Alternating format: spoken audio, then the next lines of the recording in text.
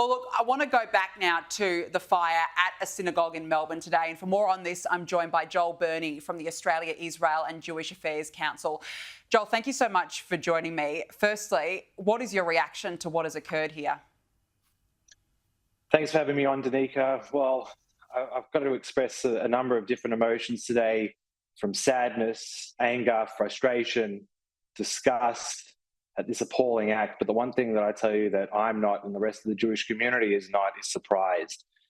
These attacks and the spike in anti-Semitism that has been witnessed from the Australian Jewish community since just hours after October 7 has just been appalling.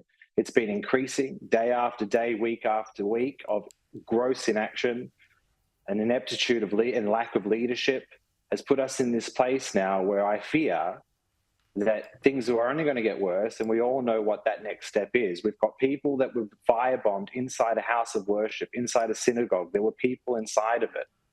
It's got to this stage now where I fear that blood needs to be spilled, someone needs to die before the government does something. So I feel a lot of things today. I feel a lot of things for my community. Whilst I'm fearful for everyone here, including my own children who go to Jewish installations on a daily basis at their school and at their kinder, which have been targeted over the past 14 months. We are a resilient and resolute community. We'll stick together. We'll get through this together. But what we do need is that we need Australia. This is against Australian values. This is not something that we expect in our great, thriving, multicultural society. This is not the social cohesion that we, as all proud Australians, are used to. And I think it's high time that the Australian general public pushes back at this appalling act. Absolutely. You know, we are a tolerant society, but that tolerance was fractured after October 7, 2023. And, you know, you mentioned about we need leadership. We've been crying out for leadership on this, but how much of this falls at the feet of the state and federal governments? And do you personally, as a member of the Jewish community, do you feel betrayed? Well, it's hard not to see that there's some type of responsibility from what we perceive in the community as lack of enforcement from the policing agencies, as well as lack of leadership from both the state and federal governments. And the reason for that is that because this has been sequential. We've been speaking about this exhaustively for 14 months. We had the scenes on the Opera House, no less than 48 hours from the massacre itself, with very little action, to the point that New South Wales police some months later said, well, they said, where's the Jews as opposed to gas the Jews, so what are we supposed to do here? We had an attack 13 months ago at another synagogue in Melbourne. No arrests made from that attack, where a synagogue was in lockdown. We've had the largest Jewish school vandalized with Judai on it.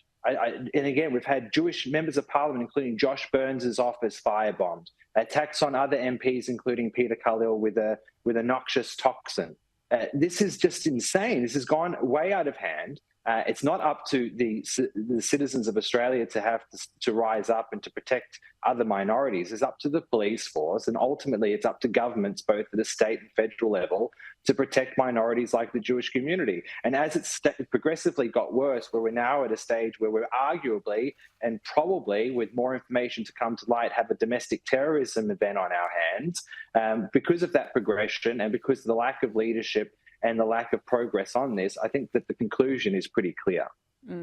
Look, we're almost out of time, but I just want to get your reaction to the comments made overnight by the office of Benjamin Netanyahu, criticising the Albanese government over its retreating support for Israel, of course, in the promotion of a Palestinian statehood at the UN. Where does this leave Australia and Israel now? They've always been key allies, but has this relationship changed? So let me remind all the viewers that Anthony Albanese came into government promising that the long-standing bipartisan relationship with Israel would continue. And that certainly is not the case. Whether or not he lied or whether or not he's just changed course during his tenure, either way, that statement is now resoundingly false and not accurate. Where this leaves the relationship, it's important to note that not only is our relationship built on mutual interest, but it's deeply within Australia's strategic interest to have a strong relationship with Israel. Regardless of what other countries have done and how other countries vote, and whether or not Australia can hide behind other like-minded countries in the justification of its poor acts against an ally, the relationship is now in tatters. And unfortunately, it's the Australian people that will suffer due to the very strong strategic relationship that we've had for the past 76 years that is now in great jeopardy because of the identity politics of this government that's seemingly placing votes in Western Sydney above the protection of Jewish people, as well as its long-standing relationship with Israel. Yep, selling out our values for votes. It's just disgusting. Joel Burnie, good to have you on. Thank you very much for joining us on the show this evening.